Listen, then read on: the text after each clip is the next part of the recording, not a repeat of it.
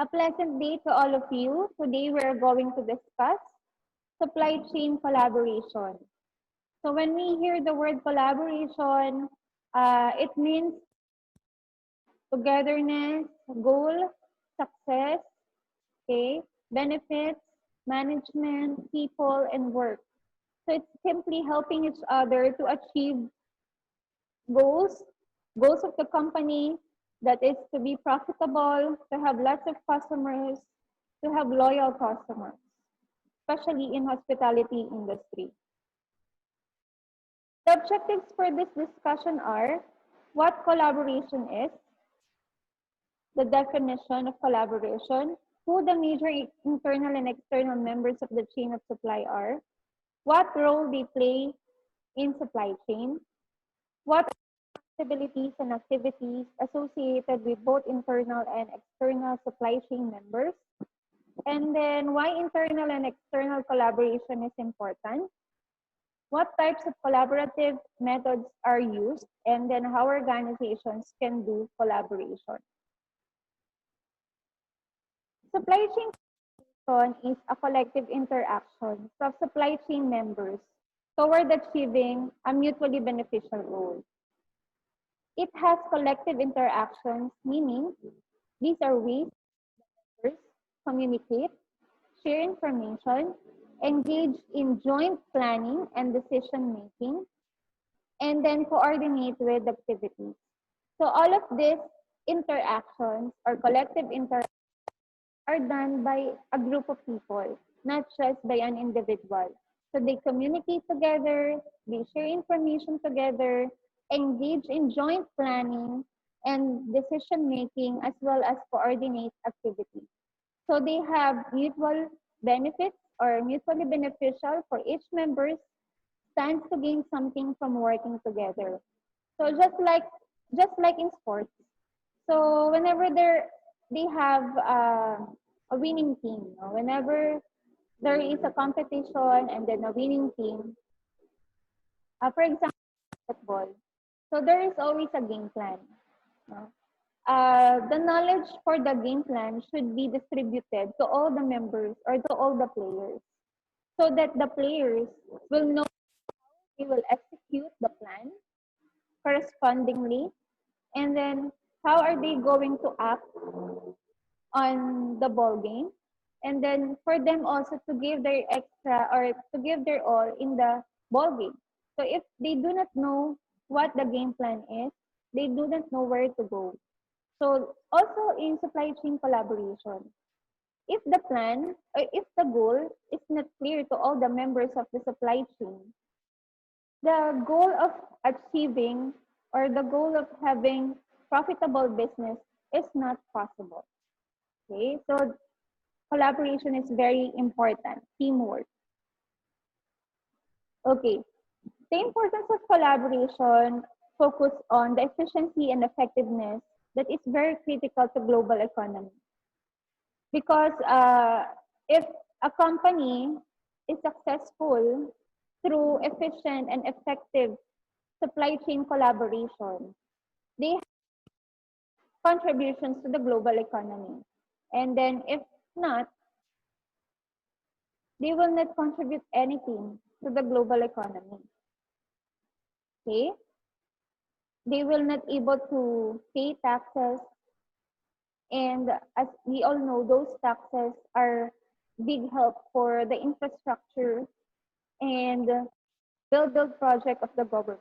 Build project of the government. So companies, restaurants, businesses, hotels are a big part of the global economy or the progress of global economy in terms of the shared taxes, because their company or their businesses are profitable and have lots of customers that patronize their business. So next is reduction of cost and waste. Create competitive advantage. Relationships become less about price and more about value. So this focus more on value than in price, because you build your relationship, no? You build collaborative relationship, or you have open communication of the plans and you shared information about what do you want to do, what are the goals of the company. So this build relationships and create more value. Value passed through the customers through competitive advantage. So that value that formed because of the relationships by means of collaboration resulted to competitive advantage as well. For the small scale operations, we have the vendor managed inventories or the VMI that share information about the requirements, inventory levels, and anticipated demand between the buying firms. And so for the large companies or larger scale businesses, we have the efficient consumer response that is used by consumer goods companies and grocery retailers are much larger in scale and complexity. So, for example, when I worked as a manager in a fast food chain back before, we are having our inventory daily, and that inventory is needed for the purchasing process or the purchase of stocks for the next day. So if the inventory is not or is not communicated well to me as a manager by the person who count the items on the kitchen, so possibly quantity of orders that I will have or I will make is not right. Possibly I will be having overstock. I will also possibly be having understock. No? So there is a possibility of errors and waste because of deficiency in communication. So not efficient communication, not clear, not concise, no, may result to problems such as cost and waste. Okay, so let's go now to the importance of collaboration. So like what I've said, the company and objectives should be delivered to each and every member or should be informed to each and every member of an organization or of a business. So we have different types. We have common, we have shared, and joint. So for the common goal, identical members with a common. So all the members share the same goal. For example, meeting customers' demands to make profit. So that's their common goal as identical members of an organization. As for the shared goal, so as you can see in the figure, so the circle shapes here are with the same color, but in this side, for the goal or for the benefit, it differs compared to the common goal. So for the shared goal, cost savings in which more than one member benefits, but those benefits may not equally distributed. So the benefits of the goal shared by identical members is different from each. So for example, I am the manager of a restaurant, and then I have a boss, which is the owner of the restaurant. So as the profit increase or as the restaurant's profit increase, I'm still receiving my benefits, my bonuses, and my compensation, regular compensation. And then for my boss, for the owner of the restaurant, if his restaurant becomes profitable, maybe the benefits to him are another branch place, another branch for uh, different places, branches for different places, because his business becomes profitable. So that's the benefit. Those are the benefits for him. One is another branch, or another one is partnership or international branch. Okay, so it differs from according to person, no, that will benefit on the goal that is shared. Okay?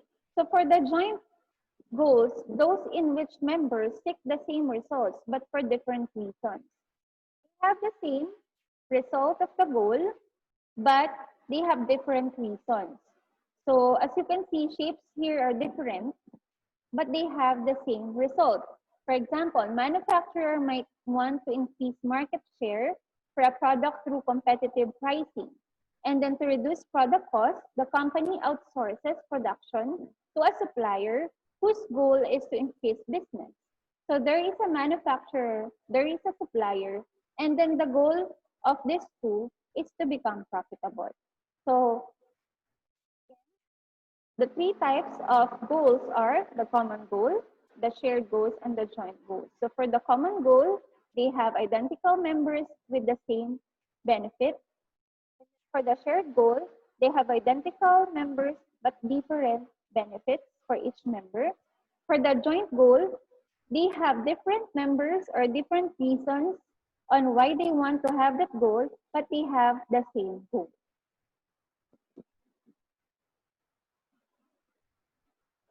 Okay, so for the supply chain members, so every members of the supply chain or the composition of the members of the supply chain varies according to the size of an organization. So this is one of the factors to consider. So the size of an organization. So why? Because there are small manufacturing operations that can multitask and can give several responsibilities to just one person.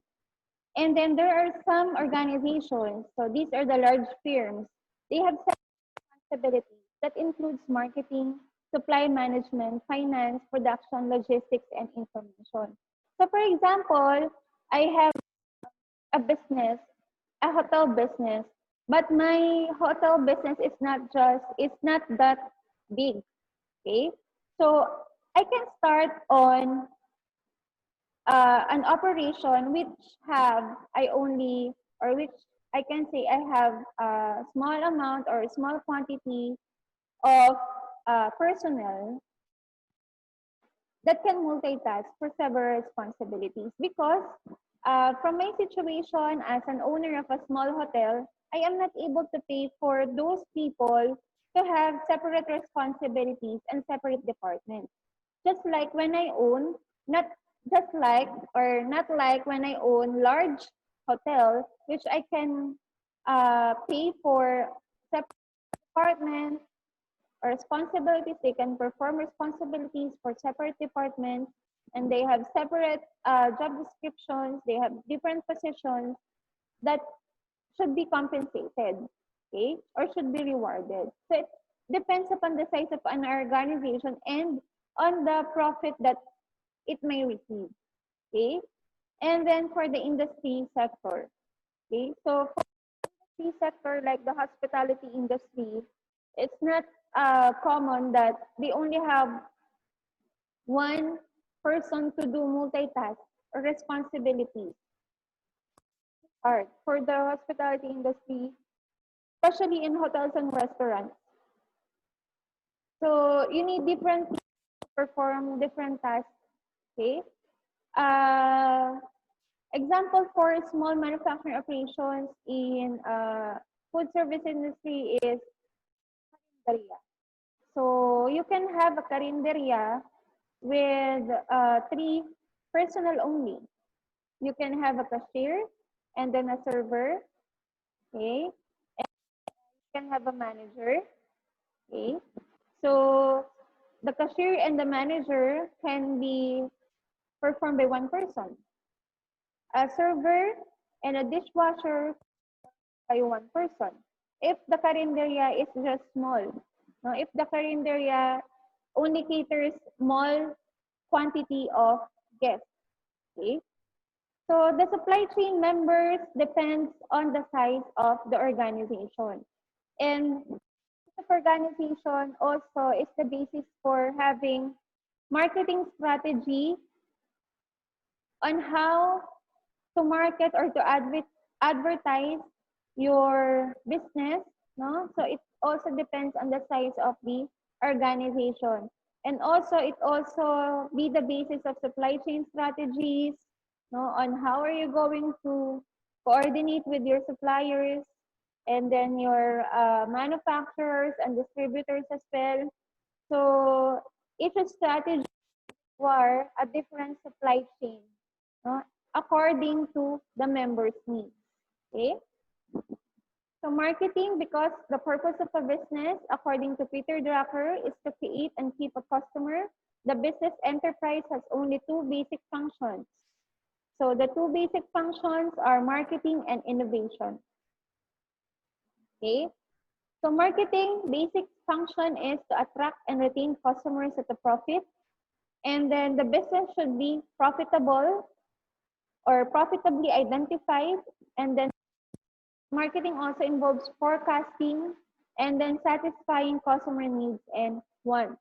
Okay, so before you have your business, for example, you have a feasibility study for a restaurant and hotel, you need to know your market segment first for you to know what are your marketing strategies. No? So for example, you are going to have a restaurant business near the uh, for example, near a school or a university. So you need to know your market segments. Who are your market segment? Of course, the students and the teachers. No? So who are going to buy for your products? Of course, both the teachers and the students. So you need to know how much is the price you are going to have for the food that you're going to serve. And then also, you will depend that on the supply chain management strategy that you're going to use or that you are doing. No? Where do you purchase your items? Do you have any suppliers? Are you having deliveries and the like? So you need to consider all of that. So in management also, we have 4 Ps and an added piece. No? So we have the product, the price, the place, promotion, the people, process, and physical evidence. So for the product, these are the tangible and intangible. So whatever that satisfies the customer. So these are the products. So for the hospital industry, we have the tangible and intangible products, the services, and the product itself. And then for the price, these are the amount of money, whatever the buyer and seller agree upon to make the exchange for a product. And then place, this is primarily concerned with distribution. Successful marketing requires getting the right product to the right place for customers. So this is very crucial. So in supply chain management, you need to access or the commissary or the warehouse or the supplier, the distributor should be accessible to your store. The location of their warehouse should be accessible to your store. Okay? Especially when they will going to deliver food items because food items are perishable, highly perishable. And then promotion, communication, marketing must inform and persuade, of course, as the role of marketing, include public relations, press releases, advertising, direct marketing, and personal selling. So the word of mouth is another form of personal selling or another form of marketing wherein customers are going to friends and other relatives onto what experience they had during their stay in your store. No, so word of mouth is a very powerful marketing tool in connection to personal selling. The next is people that refers to all the people involved in the exchange of services and includes the customers and the internal employees. So in supply chain management, in supply chain process, so all the people that are moving in order to deliver to the end user, consumers, the products they want, is are very essential. No? So this is not only for the end user, but of course for the internal employees. No? So number 6 is the process. These are the tasks the procedures and policies that assist in getting a product or service to the customers. So the process, the whole thing, okay, the activity that you are going to do in order to achieve what you want to achieve in your business, of course, in supply chain. And then physical evidence, packaging and placement influences decisions of customers, encloses and protects a product. So retail operations physical aspects apply to layout of the store. So this is one factor also for marketing and for supply chain management, no? Because the packaging and placement plays as important factor in promotion or promoting products and protection of the product. Uh, as you can see, when it has a classy packaging, no, beautiful packaging. This is very appealing to the customer's eyes, and then that will influence their buying decision. Okay, so again, we have 4 P's of management, and the additional P's we have the product, the price, the place, promotion, people, process, and physical evidence, which are very important in supply chain management. So here is an example for supply chain collaboration in packaging and placement. So for retail-ready packaging, from the producer, shipper, and warehousing perspective, issues such as the quality, the size, and weight of the packages shipped are very important. So for their views, for the producers, shippers, and warehousing perspective, so the focus here is on how they're going to transport or to ship the product that the customers are requesting or are needing. And then from the retailer's perspective, the ease of use, shelf spaces, requirements, simplicity of product identification, and the quantity of waste to be disposed of or recycled are very important. So for the retailer's perspective naman, so they focus on the shelf space requirements and the simplicity of identification, even the quantity of waste on how they are going to dispose the recycled or recycle the items. So for example, in a fast food chain, no? So the basis of having or creating food in accordance to the space that is required is very important. So for the fast food chain, usually they offer burgers, spaghetti, rice, and chicken. So packaging for both dining and takeout are also considerations. As you can see, they have small packaging, no, that is very handy for the customers, no? And the spaces of their tables just suit the plates and the packaging materials used for those food that the customers will order. So customers naman, point of view is they do not really thinking of what the producers, the shipper and warehousing are thinking, and as well as the retailer's perspective. They're not thinking of that. They just want to have that easy or to grab that food they order or to have the services they want. They want to see it and they want just to able to grab it and able to put it without any hassle. So for an instance, in a fast food chain, no, for the customers, they just want to eat. After eating, if they are satisfied, they come back. So as they eat, they look for the spaces, they look for the ambience, they look for the accessibility of the food, or if the food is easy to carry, no? If the food suits the container of it, no? So that's their consideration, no? So the end product, so the look of the final product is their concern for the customer's perspective. Okay. Next, we have the primary function of supply chain or supply management. Okay. So the primary function is to identify and obtain all the external resources to support activities of the firm, to both for manufacturing and service firm, okay?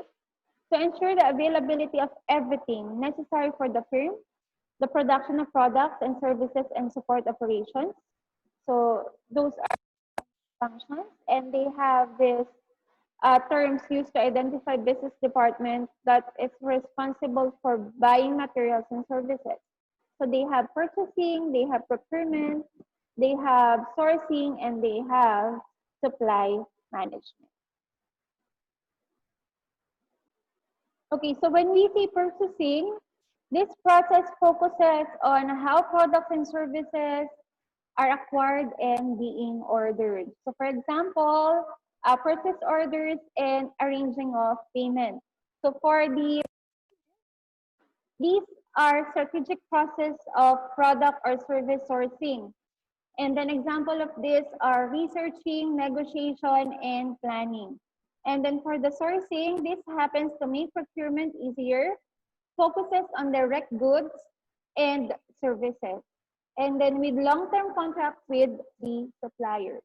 So those are the definition of purchasing, procurement, and sourcing, and how they are different from one another.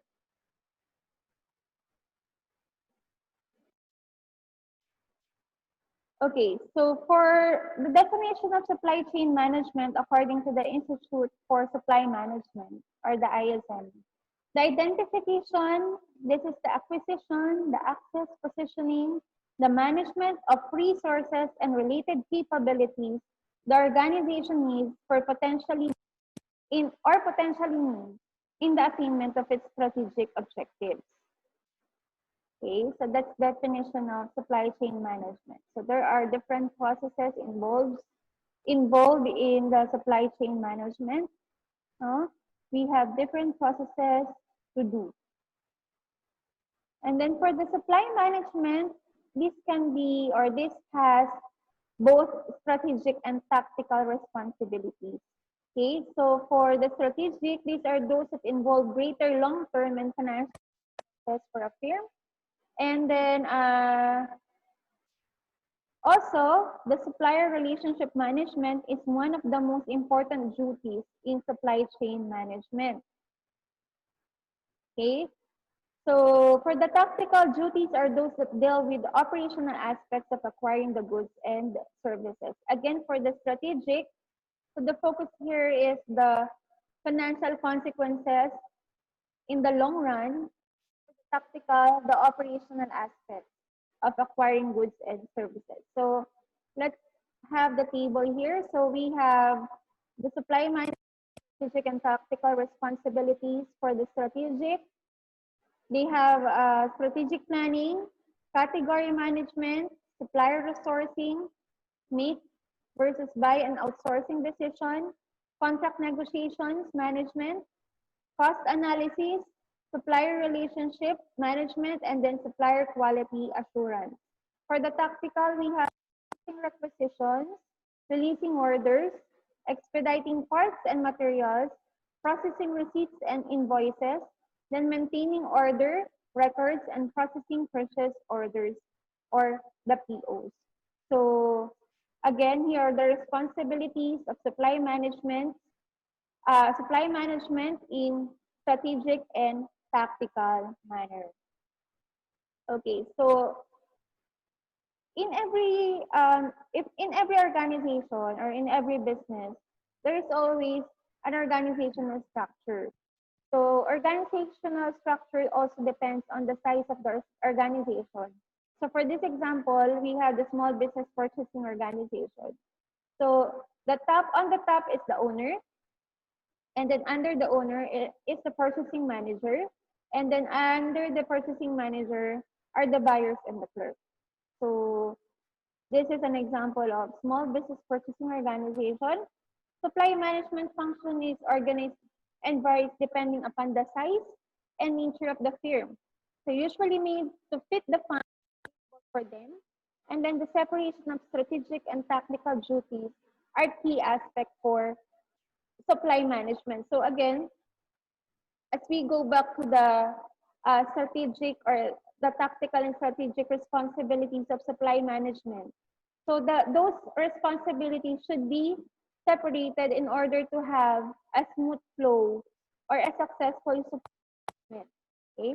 So the financial objectives should be separated from the operations, no, responsibilities, so that you have a smooth process of um, doing those responsibilities, resulting to a successful organization or successful company. For the finance, of course, finance is connected with money. So there are three functions. Number one is to provide support for business and operational planning. And then number two is to provide support to the company's other functions. And the number three is to provide required internal and external reports. Okay. So the first one, the provision for support for business, the provision of support for business and operational planning. And then of course this also involves money. Then number two is operation provision of operational support. Okay. And then number three is the requisition or the required or the production of required internal and external reports. So this is very important as well. So all the figures that are reflected on the balance sheets or the records should be accurate.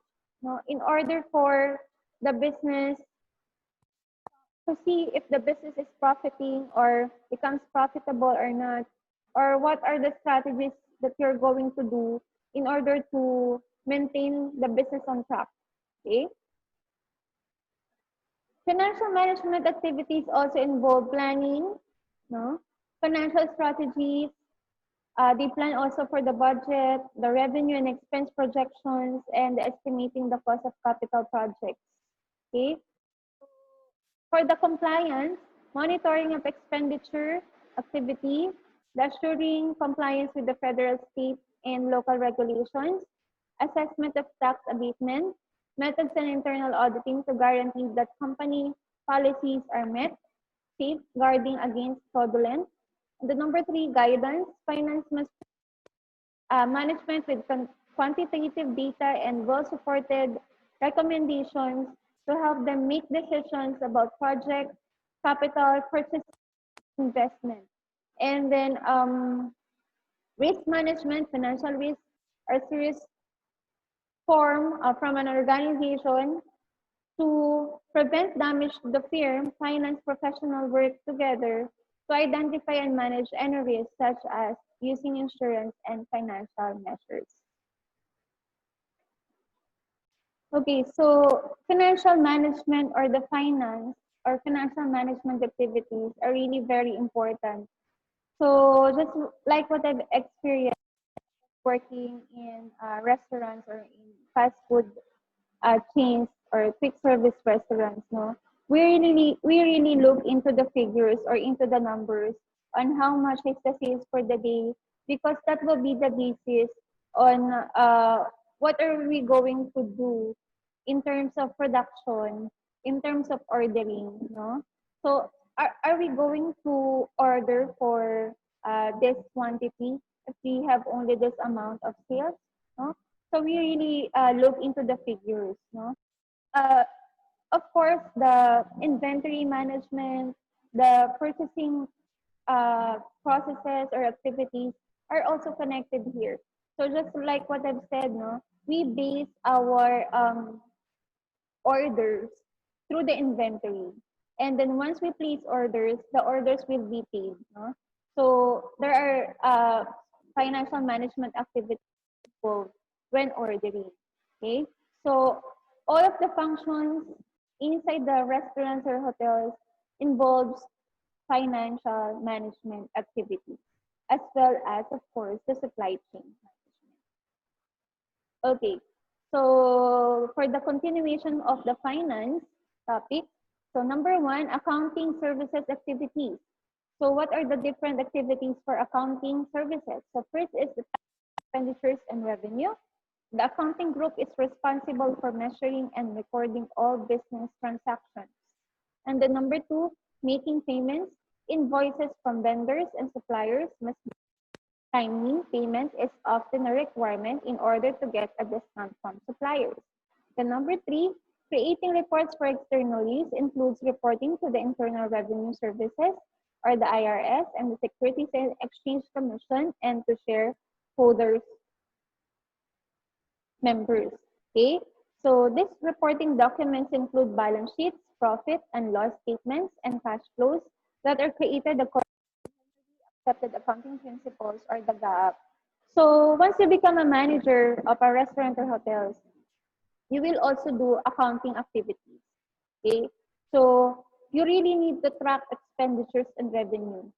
Okay, in order for you to know what are the strategies that you are going to do in your store in order to reach the desired goal or the projected sales, for example, for a day. Okay? You need to really track expenditures and revenue. If, for example, a day is the target sales for the day is, for example, 300,000. So how are you going to reach 300,000? Okay? So for a month, compute so 300,000 multiply to 30. Okay. So that's approximately to 9 million. Okay. So, okay, let's see.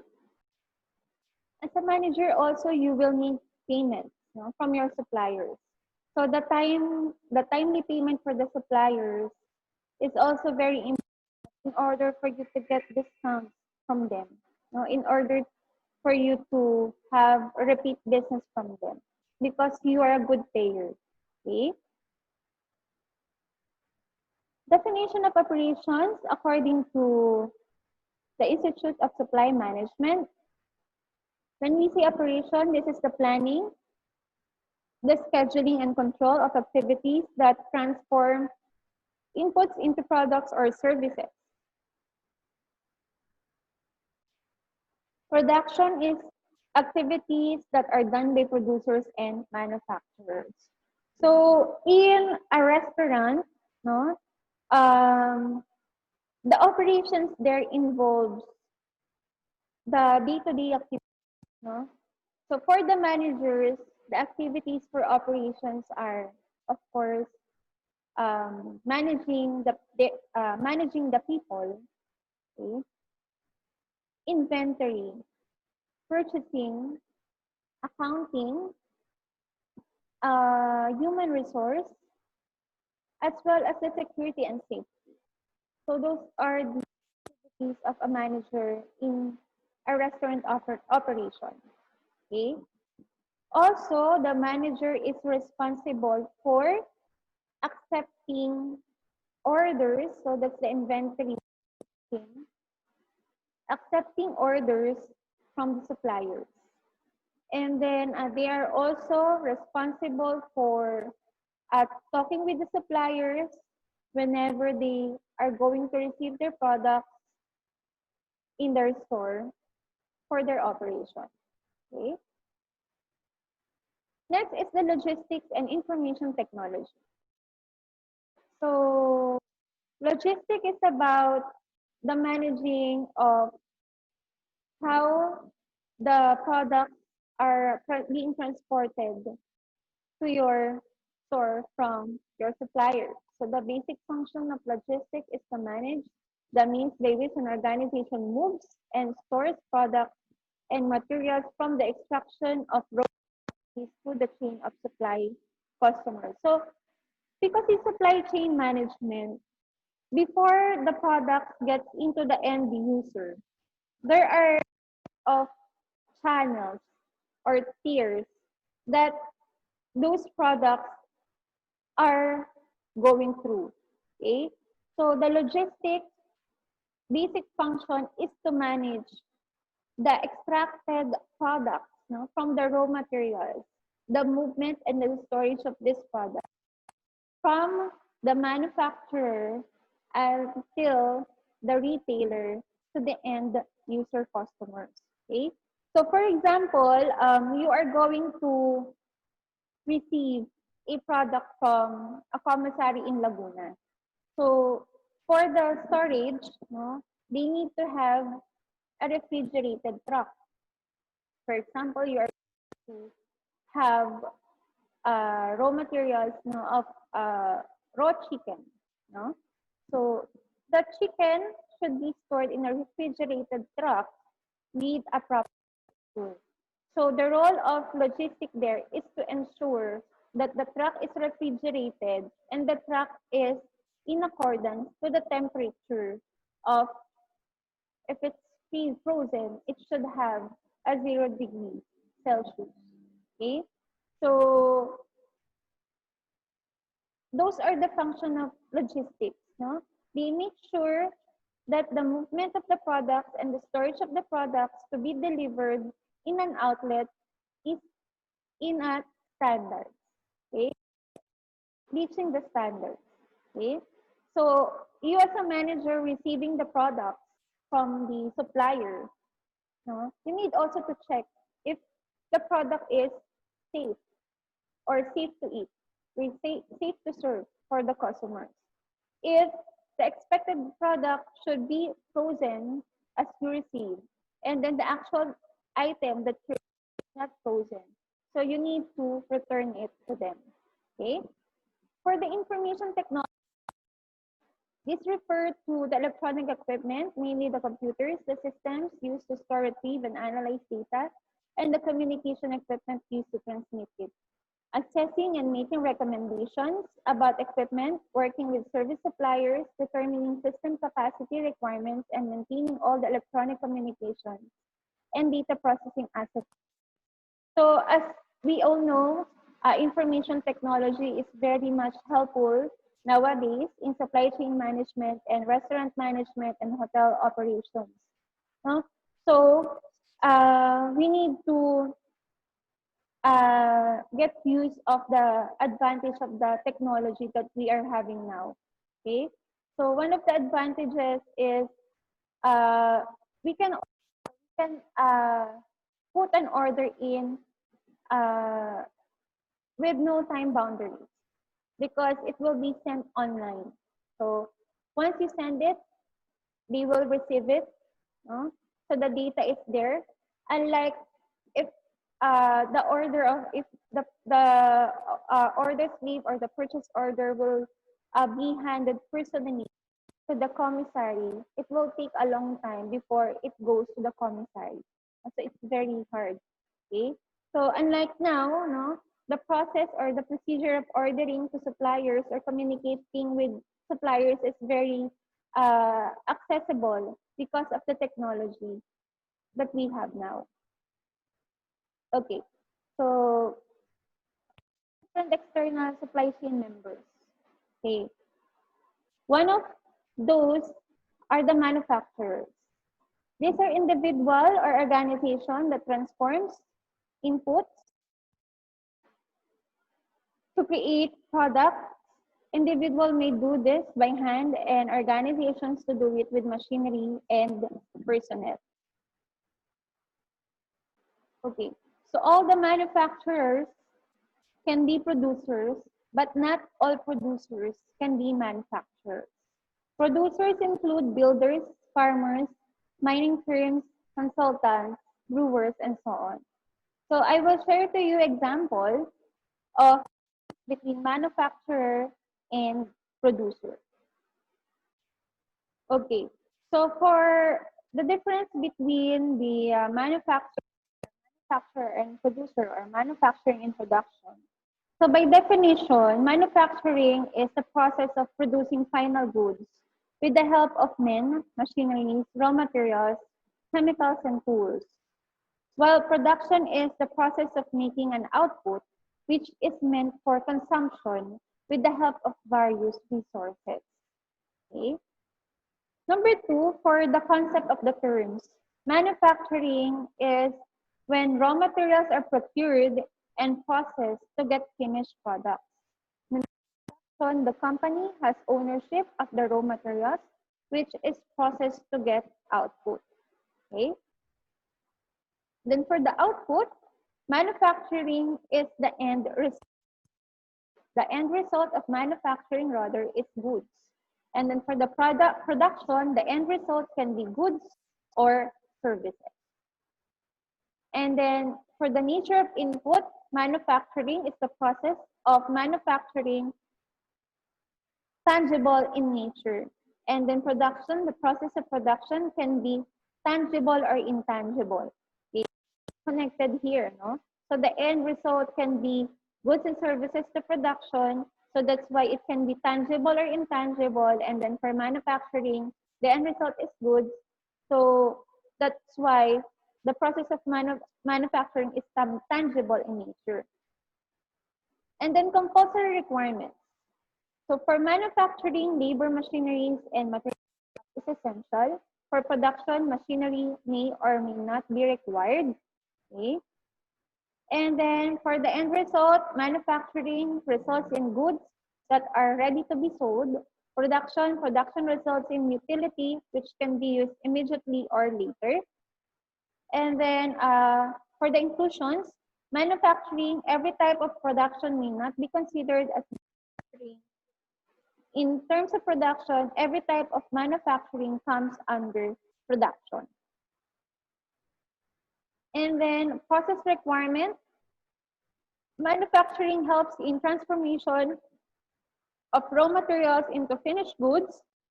And then production is the process where inputs are converted into outputs. Okay. Again, manufacturer can be producers, but producers cannot be a manufacturer. For example, in a restaurant, no? So all the raw materials are manufactured by an entity. Okay? And then upon reaching the restaurant, they produce the product in accordance to what they serve or what food they serve. Okay? So there are different manufacturers, no? And all those manufacturers can be producers, okay? Because they manufacture products, the manufactured products, they can also produce those manufactured products, but the producer manufactured the products that produce, okay? Because that product is already manufactured, okay? So for the reference example, you have a, for example, the packaging materials. Okay. For the packaging materials, they have paper containers for food. And then the paper containers are manufactured by a company, okay, who used to do it. And then upon reaching the store or upon reaching the restaurant, this manufactured food packaging, no, made of paper was or are going to be used by the restaurant. Okay, so packaging material, for example, a meal, a complete meal of chicken and rice. Okay, so the packaging comes from a manufacturer and then it's transported to the restaurant, wherein the restaurant produce this manufactured goods or this manufactured packaging materials into a cover for food, which is the chicken and the rice. Okay, so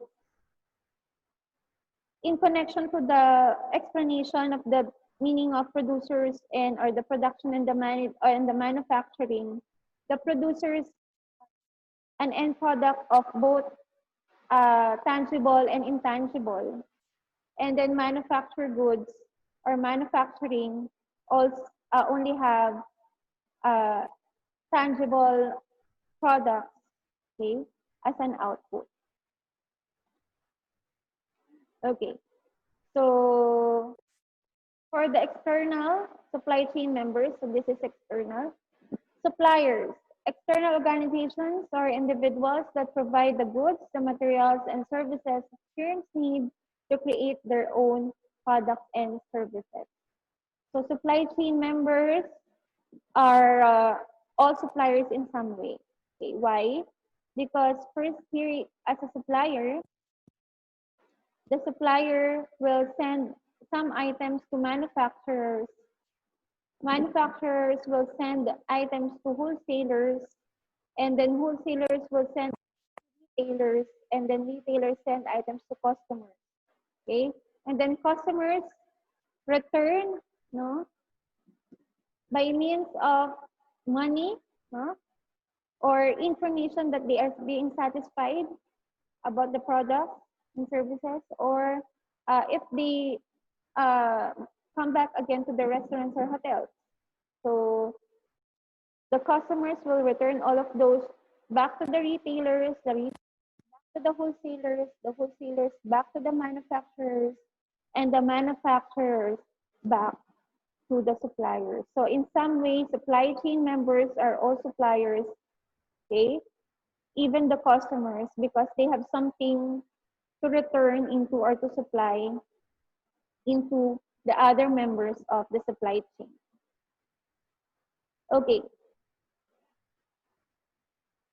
Okay, for this, the supply chain from the manufacturer back upstream is referred to as tier of suppliers. In this chain, the manufacturer is also known as the original equipment manufacturer or OEM. Okay, the OEM. The OEM makes the final products that customers buy. Okay. So, okay, so for this example, so we have tier 3. Okay, so all of this in this column is tier 3. And then the tier 3 supplier will supply something to tier 2 supplier. And then tier 2 supplier will supply something to tier 1 supplier. And then the final is for the original equipment manufacturer. And then this item from the OEM will be directly goes to the customer to buy. Okay, so let's have an example.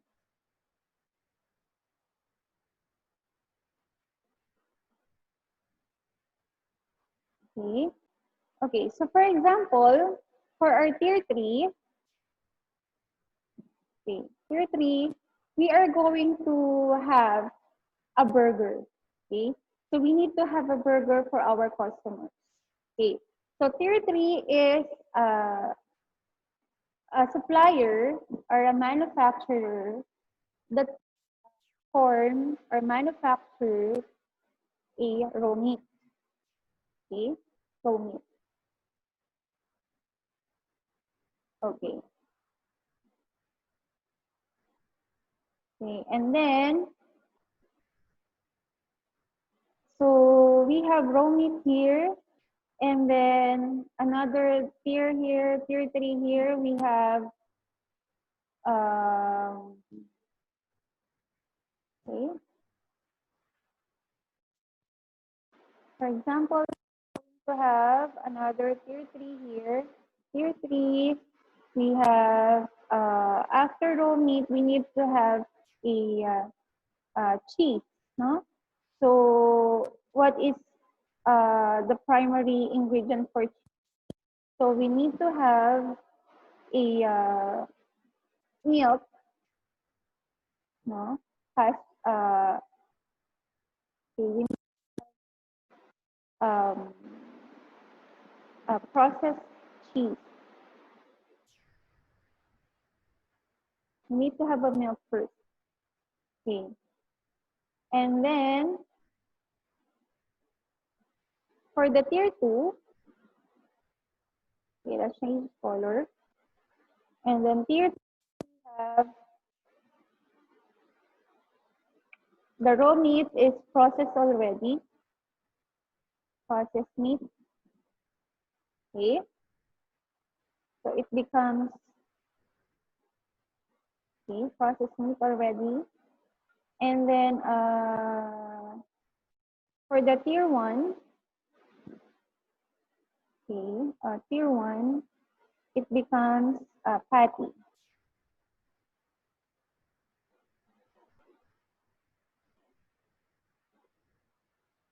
Okay.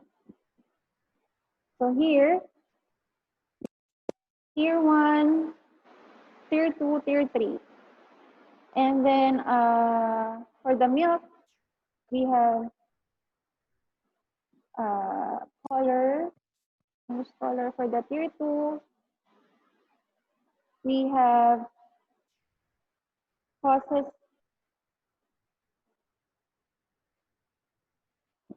milk, okay. And then for the tier 3, for the tier 1, after tier 2, we have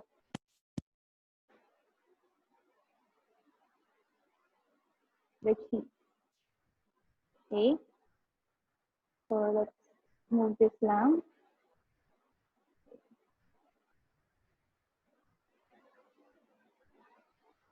Okay, so we have tier 1, the cheese, okay.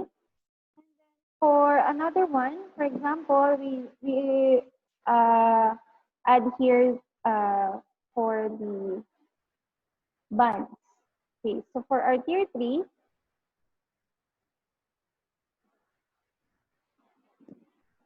we have the grains, okay. And then for tier 2,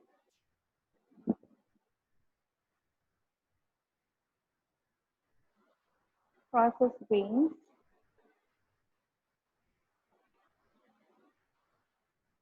And then for tier 1,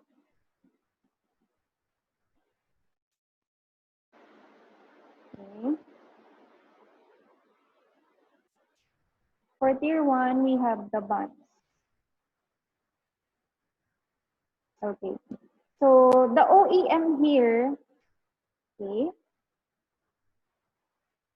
The OEM here is, let's change color for this.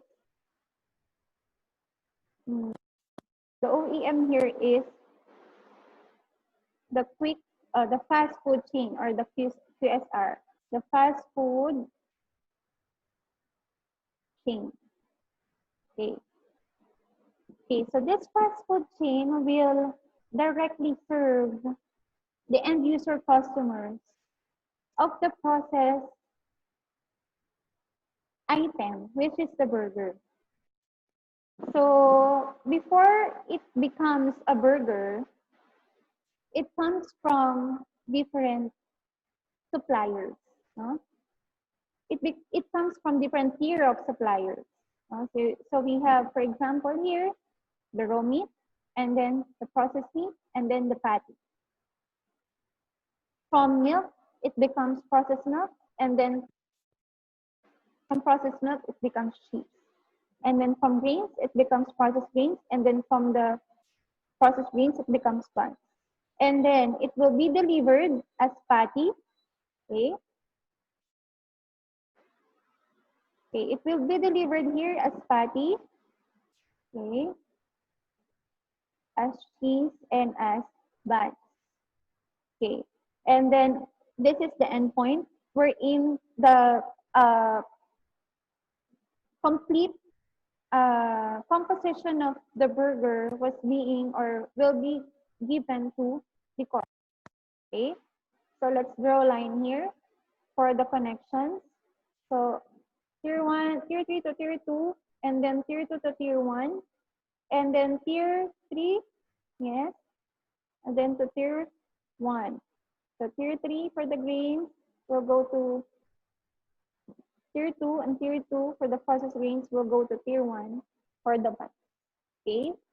So there are different connections or supplier connections in the supply chain management before it goes to the fast food chain, or the ones, or the retailer. Fast food chain can also be termed as the retailer. Okay? Can also be termed as a retailer because they serve, okay, they can be termed as a retailer, okay, because they are the ones serving the end product, okay, to the end user customer. Okay?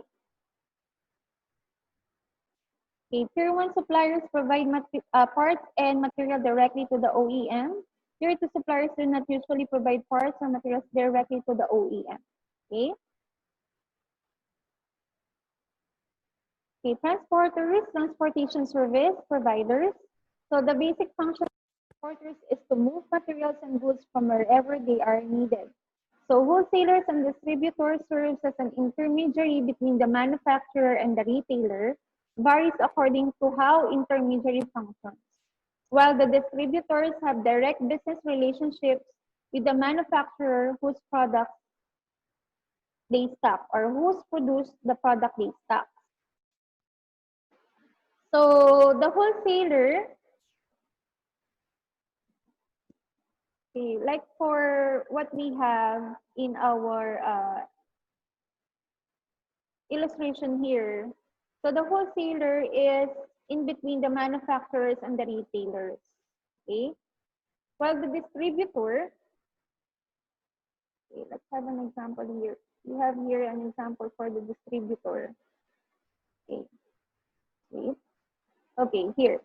So for the distributor, also it is between the manufacturer and the retailer, but the distributor can have direct connection with the manufacturer, okay?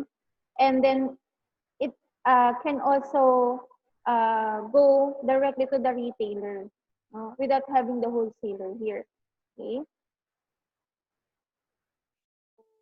They are both, the wholesaler and the distributor are both intermediaries of manufacturer and the retailer. Okay. Next, wholesalers category according to type. So we have the durable goods that last longer but don't wear out quickly. Okay.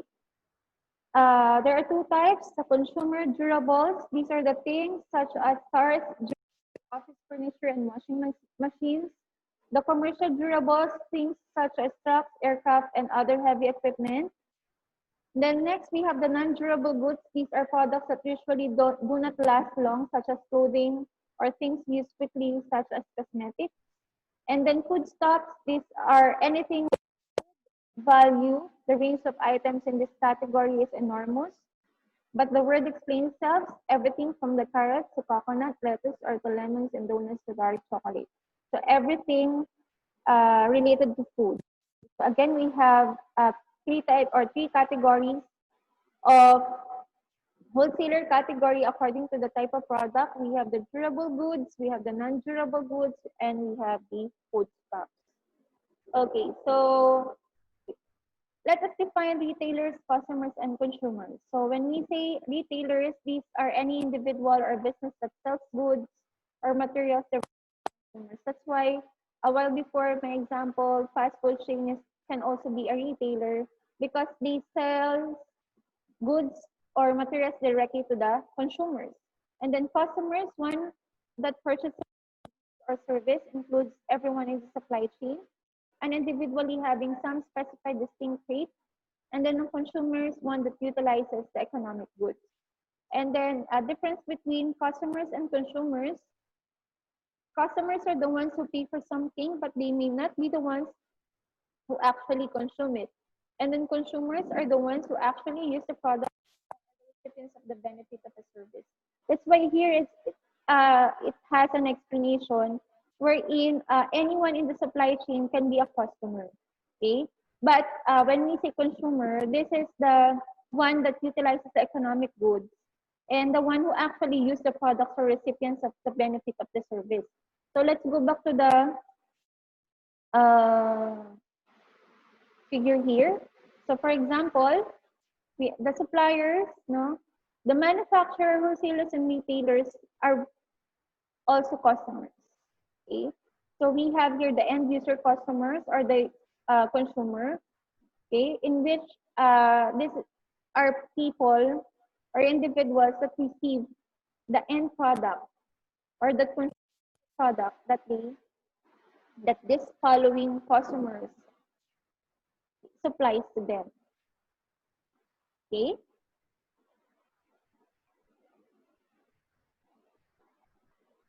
Okay. Okay. Here are examples of a book supply chain. We have again the manufacturer, the publisher, then in between that distributor, wholesaler, retailer, and customers. No? So you have the arrow here, the connection. Then office furniture supply chain, manufacturer, wholesaler, retailer, and customers. So you have also the arrows for connections. Okay. For the apparel supply chain, you have the manufacturer, retailer, and the customer. Okay. So the one who manufactured the apparel, you have the retailer directly, and then the customer for the. Okay. So here's an example of food supply chain management. So from the farm, then here's the arrow going to the processing plant. Okay. And an arrow going to the factory, and then an arrow going to the warehouse, an arrow going to the wholesale, and then for the retail restaurant, and then for the end user customer or consumer. So we have here additional factors. So in processing plant, this should be certified, no, of quality and inspection, and then warehouse should be traceable, and then in wholesale and retail, no, it should have sales data analysis, and then the benefit of the consumer, the retailer should provide customer support. Okay. Supply chain collaboration. For the internal collaboration and collaboration, collect, collect, analyze, and communicate information. Important also is the joint decision-making processes. So we have here the silo approach or silo mentality. So what is a silo approach or silo mentality? This is unwillingness to share information or knowledge between employees or across different departments within a company. So this is in where uh, begins with the competition among senior managers. So successful firms must facilitate a free flow of information in order to become successful. So silo mentality should not be practiced inside an organization because it limits the free flow of information. No, it's more on being selfish. On should be informed to others, to other departments. No, the information necessary for the growth of and the success of the company should be relayed, not hide. So although silo mentality cannot stop, no. So because I think this is uh, a manner or personal manner of individuals within an organization. So silo mentality creates low morale. So negativity, okay, and then impact workflows and adverse effect on the customer. So for example, in the kitchen, no, you have the chef there and a manager for the dining area. So the chef has an item that is not available already, and he doesn't inform the dining people or the dining manager about what are the items that are not available, no, on that day. So when the customer asks for the availability of the item, the dining manager will tell that the item is still available. And then it's placed, and then the kitchen saw it, they will tell that it's not available. So what will happen to the customer that is waiting? What will happen to the dining manager who is not informed about the not available product? So there might be a customer complaint after that scenario because the information is not transmitted to from the kitchen to the dining. So it should not be that way. So there should be an open communication between the different departments of a business, no, of an organization, of a restaurant and hotel, because the main goal is to satisfy the customer, to have loyal customer and be profitable. So those goals are not possible if the collaboration or if people inside the department doing a silo mentality. Okay? So we have standard cost and the purchase price. So standard cost is the estimate of what a purchase item, part, material, or service is going to cost. And the purchase price is what a company actually pays for something. Okay? So we have price variance or the PPV. This is the difference between the estimated standard cost in the accounting system and the purchase price.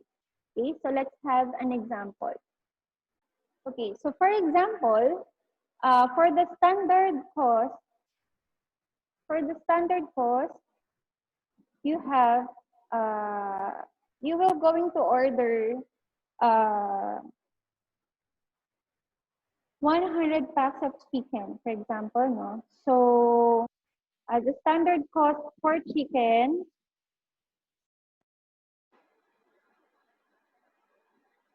per pack is, for example, 35 pesos. Okay?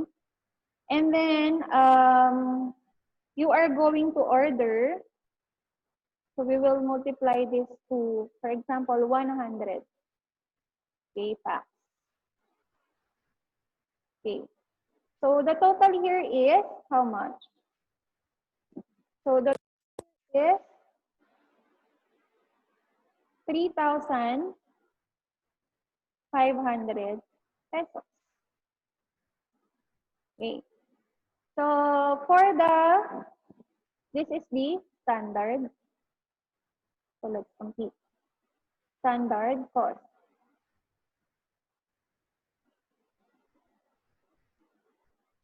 Okay. So next, we have the purchase cost. Okay. Okay, let's move this into green. Okay.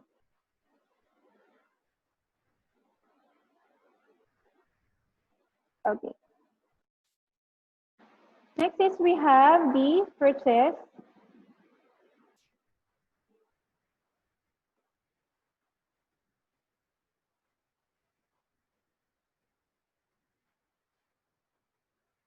Okay.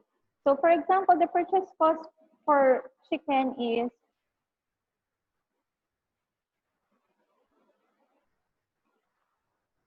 50 pesos.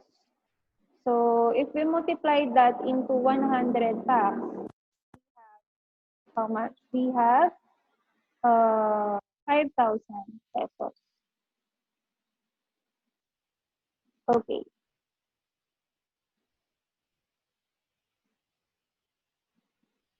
Okay. So if the standard cost is lower than the purchase cost, meaning this is not favorable.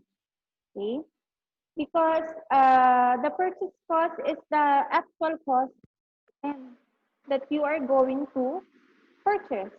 Okay, so if the standard cost is lower, okay, have an arrow down here. Where's the arrow down?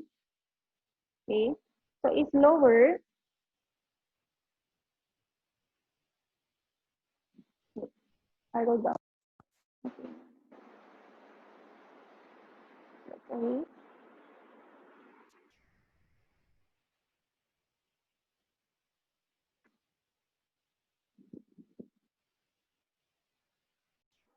Okay, so if the standard cost is lower than the purchase prices also is the purchase cost here.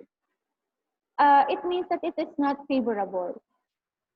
If the standard cost is higher than the purchase price, it means that it is favorable because the purchase price This is the actual price of the item that you purchased and the standard cost or the budget you allotted for the purchase of that item.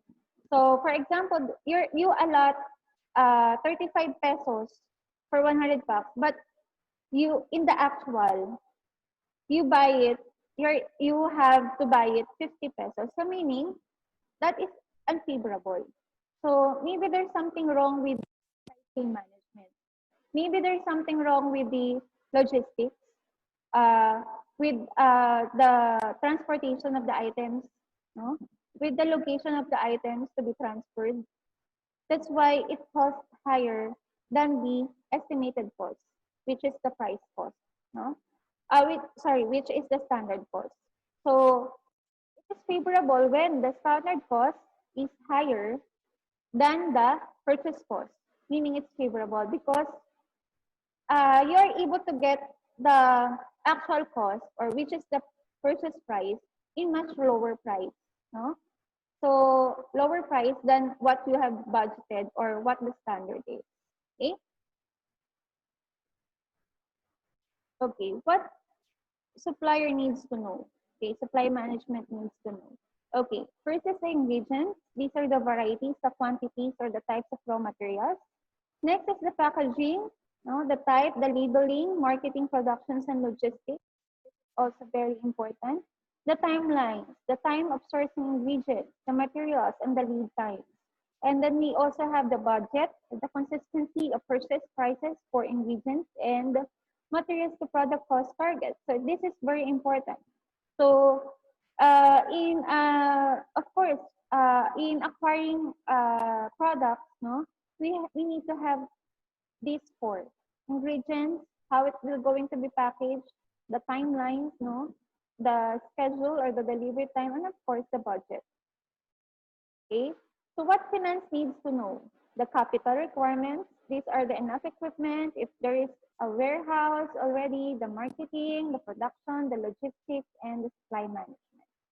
And then for the revenue expectations, okay, so the finance needs to know the marketing and sales based on price and volume, the finance and production, the logistics, supply management, and the cost and adequate profit margin.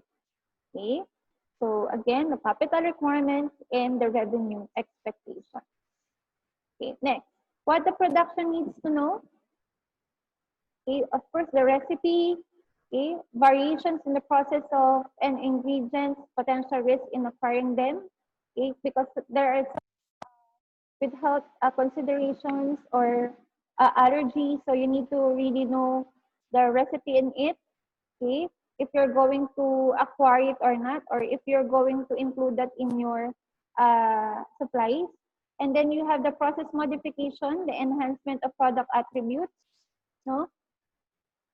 So the enhancement of product attributes also affect the supply chain collaboration. So because you will tell the other departments on which you are going to modify this so that you need additional storage for an instance, no? So you need to really communicate this one. And then the volumes, no, capacity planning for equipment and personal accuracy in sales estimates, the lead times, necessary time of production to assure on-time delivery, and then the product packaging, the creation of final product packaging, containers and labels, type, equipment logistics, and supply management. So here are examples of product packaging. Okay, so this is for the Starbucks and this is for Antonio's. So as you can see, no, as these items delivered to their store, no, they just need a box, no, that can be put all of this inside.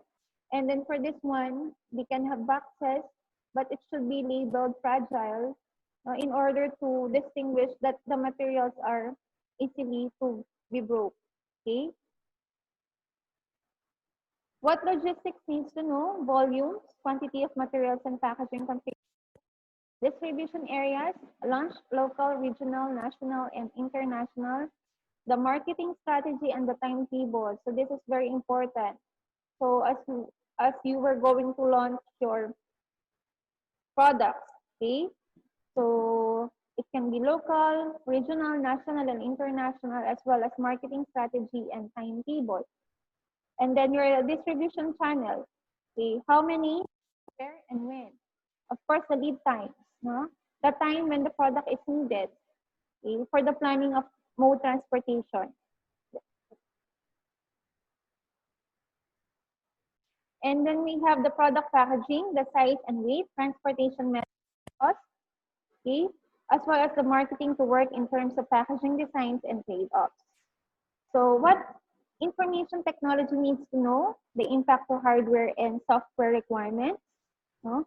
If there are software upgrades, equipment purchases, the information needed for communication technology, and then of course the budget to be allotted for IT upgrades, and then communication with the finance department. So for the external collaboration, again, we have the manufacturers, the retailers, so they have the retail ready, the design collaboration, maximize the use of spaces, minimal time for product stocking, and improvement of customer access. And then for the retailers and manufacturers, the segmentation of retail sites allows replenishment, quantities, and schedules matching the actual demand. And then we have the collaboration between manufacturers and suppliers. Okay? So this lowers down the cost for equipment and materials. So these are for external collaboration. Okay. There are different factors that influence collaboration. So we have the goal. So goals are setting of timelines, budget, pricing, cost management must be jointly developed. And then visibility. So the visibility of information. The collaboration should be only with team members. Technology has capability of visibility provision. So for this one, you need to tell information to those people that is required in the form of that information. Not all is allowed to know information, okay? Because this also can create problem. So the collaboration is not something that you rely all the information to all the people. It should be the information of data and messages to people or the key members that should need to know those information. Okay, metrics, consumer pricing and product cost must be coherent. Okay, and then the resources, the financing infrastructure, and add personnel. So for the resources, it also includes the personnel. Okay, and then communication should have frequency and clarity. Frequency is how many times you are going to set meetings for your staff, no? How many times you're going to do briefing for your hotel staff or dining staff, kitchen staff. So this is very important, no? Information sharing, asset to everyone in supply chain collaboration and openness. So also involve SRM or supplier relationship management. And then trust, valuable if there are uncertainty, ethics, fairness, and truthfulness. Okay, this is very important. Equity and fairness, these are the assessments. All people make commitments with equitable returns. So everyone should be treated fairly. Okay, so that's it for the discussion. So I have here videos for reference. So these videos are about the supply chain management, collaboration during the past years, and then supply chain management during the new normal. Thank you very much. I hope you learned something from today, and I hope you are safe and healthy. God bless everyone.